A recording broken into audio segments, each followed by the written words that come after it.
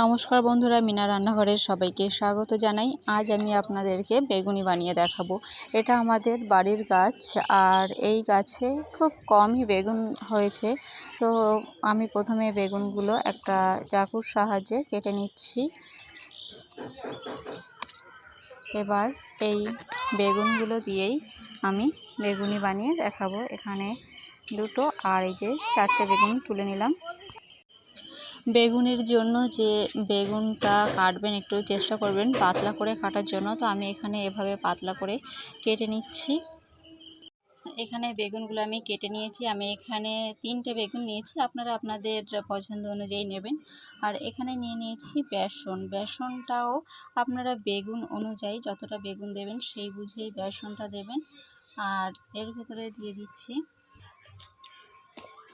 এখানে আমি ছোটো কাপের 2 কাপ বেসন নিয়েছি। আর দিয়ে দিচ্ছি একটু বেকিং সোডা, আর দিয়ে দিচ্ছি সামান্য পরিমাণে বেকিং পাউডার, আর দিয়ে দেব হলুদ গুঁড়ো,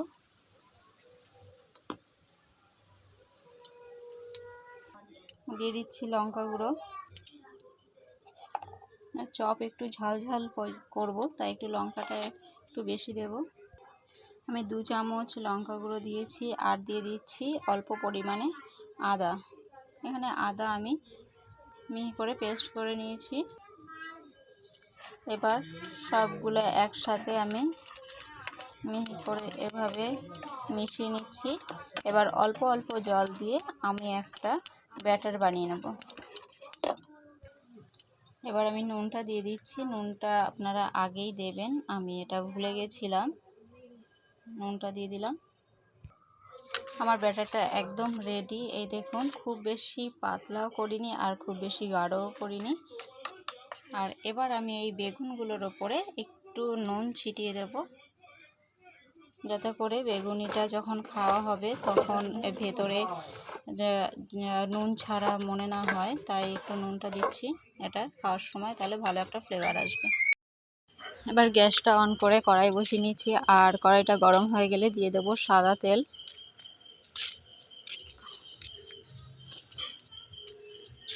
এবার এই ব্যাটারের ভেতরে একটা বেগুন নিয়ে এভাবে বেগুনটাকে ভালো করে মিশ্রণটা মাখিয়ে নিয়ে এবার আমি তেলে ছেড়ে দেব। এই পর্যায়ে গ্যাসের ফ্লেমটা মিডিয়াম থাকবে, লো থেকে মিডিয়াম থাকবে। এবার এভাবে আমি একসঙ্গে 2-3টে করে ভেজে নেব। আমি বেগুনের দুদিকটাই উল্টো পাল্টা ভালো করে ভেজে নেব।